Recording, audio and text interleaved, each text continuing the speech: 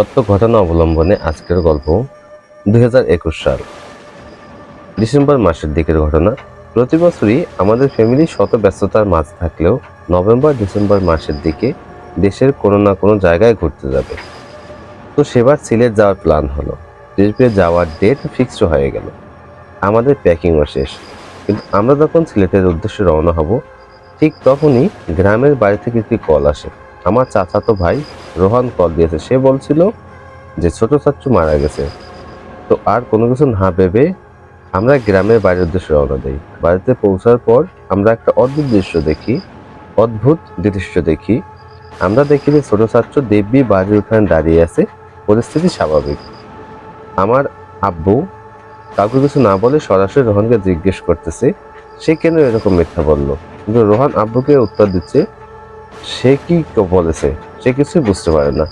রোহানের উত্তরের পর আব্বু বিষয়টা ইগনোর করে, কিন্তু আমার দাদি জিজ্ঞেস করে বসে যে রোহান কি মিথ্যে বলেছে। কিন্তু আব্বু সেটা উত্তর না দিয়ে সরাসরি ঘরে চলে যায়। ঘটনা আর সামনের দিকে যাওয়ার আগে বলি, আমরা গ্রাম ছেড়ে ঢাকা এসেছি প্রায় 21 বছর হতে চললো। প্রায় 21 বছর।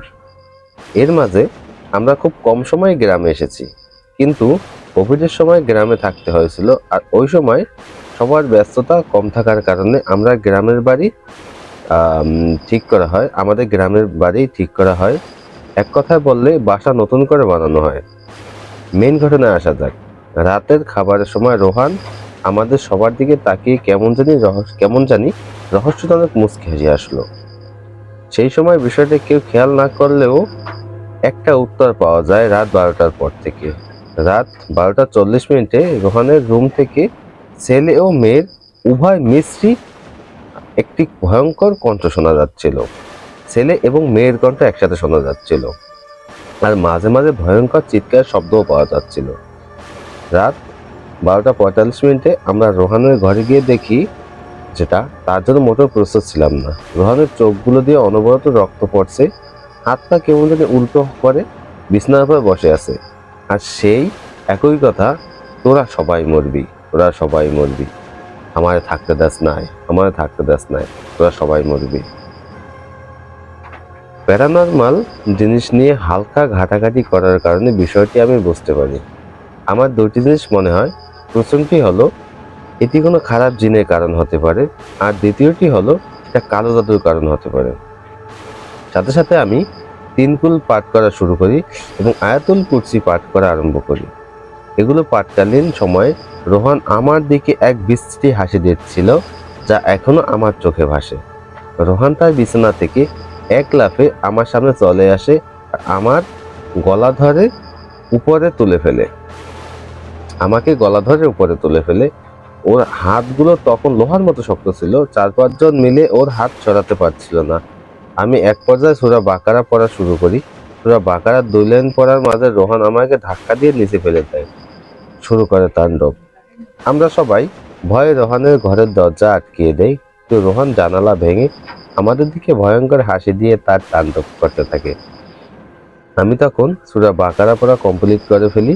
তখন রোহানের তাণ্ডব কিছুটা কমতে থাকে, কিন্তু সে পূর্বের ন্যায় বিছানায় ভয়ঙ্করভাবে বসে যায়। এর ঘণ্টাখানেক পরে ফজরের আজান দেয় আর রোহান অজ্ঞান হয়ে যায়। ফজরের পরে আমাদের গ্রামের একজন হুজুরকে নিয়ে আসা হয়। তিনি রোহানকে আলাদা ঘরে নিয়ে যায়। সেখান থেকে বেরিয়ে এসে আমাদের বারান্দার সামনে যায় এবং বলে এখানে একটা কৃষ্ণচূড়া গাছ ছিল আর সেটা কাটা হয়েছে। আমার দাদি বলে বারান্দার জন্য জায়গা লাগবে, তাই এ চিন্তা করে গাছটি কাটা হয়। সেই সময় হুজুর খেপে গিয়ে বলে যে এই গাছের বয়স কত হবে। আমার দাদি বলে সঠিক মনে নেই, কিন্তু অনেক বছর ধরে এই গাছটা আছে।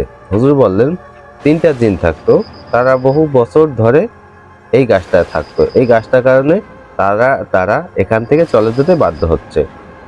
এই কারণেই আপনাদের সহপরিবারকে এই জিনগুলো হত্যা করতে চায়। হুজুর বলে এখন যেহেতু সবই হয়ে গেছে, এটা থেকে রক্ষা পাওয়ার জন্য জিনগুলোকে বোঝাতে হবে। হুজুর রাত 11টায় আবার আমাদের বাসায় আসলেন। তিনি প্রায় 2 ঘন্টা যাবৎ জিনদের ডাকলেন, কিন্তু জিনরা আসেনি। এরপরে হুজুর জিনদের খেপানোর জন্য বা বিরক্ত করার জন্য কিছু কাজ করলেন, কিন্তু সমস্যার জন্য এটা বলতে পারছি না। এবং জিনেরা এসে তাণ্ডব শুরু করলো। রুমের সব ভেঙে ফেলছে। আমি দেখলাম জিনের তাণ্ডবের কারণে হুজুর যেন ধাক্কা খেয়ে তার জায়গা থেকে কিছুটা সরে গেল। হুজুর জিনদের বোঝানোর চেষ্টা করলেন। এক পর্যায়ে জিনেরা চলে যেতে রাজি হলো, কিন্তু তাদের 7টা ছাগল আর একটা লোম ছাড়া খাসি দিতে হবে, যেটা কোনোদিনই সম্ভব ছিল না। জিনদের আরো অনেক সময় ধরে বোঝানোর পর ওরা 13টা খাসি নিতে রাজি হয়েছিল, কিন্তু প্রত্যেকটা খাসির বয়স 3 বছর হতে হবে। আর ওরা চলে যাওয়ার সময় এবং এর প্রমাণ রাখার জন্য যে ওরা চলে গিয়েছে, আমাদের বাসার সামনে কল ভেঙে চলে যাবে। ওদের ইচ্ছা মতো সবকিছু করার পর ওরা সেখান থেকে চলে যায়, কিন্তু রোহানের একটি হাত এখন পর্যন্ত কিছুটা দুর্বল, কারণ ওরা যেভাবে হাতটা বাঁকিয়েছিল সেটা রোহানের ভেতরে সহ্য করতে পারেনি। ধন্যবাদ সবাইকে। গল্পটি ভালো লাগলে অবশ্যই আমার চ্যানেলটি সাবস্ক্রাইব করবেন, আর যদি ফেসবুক থেকে দেখে থাকেন অবশ্যই আমাকে ফলো করবেন। ধন্যবাদ।